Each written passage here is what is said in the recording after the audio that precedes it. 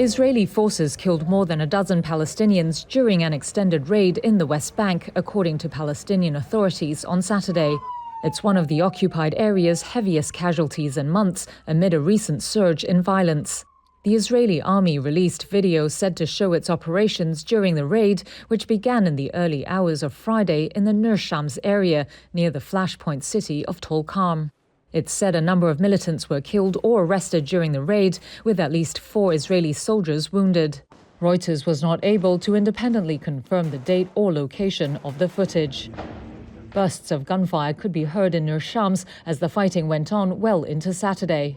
It's an area housing refugees and their descendants from the 1948 war that accompanied the creation of the State of Israel. This resident described the situation there as Gaza number 2, saying the camp was destroyed and uninhabitable. The war in Gaza has overshadowed continuing violence in the West Bank.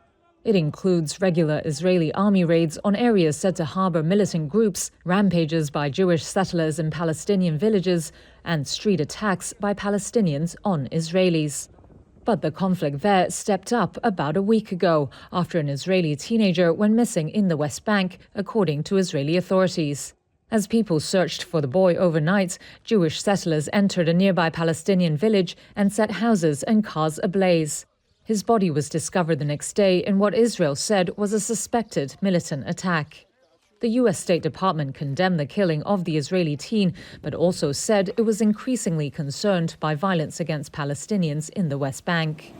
Separately, on Saturday, Palestinian officials said an ambulance driver was killed by Israeli gunfire as he was making his way to people injured during a settler attack on the village of Al-Sawiya. While hundreds of Palestinians marched in a funeral procession for 2 men said to be killed during another attack by settlers on Monday on a village called Akraba. The Palestine Red Crescent Society said Israeli soldiers blocked its ambulances from reaching the area.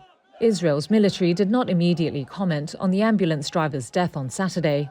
It earlier said it was looking into the Akraba incident.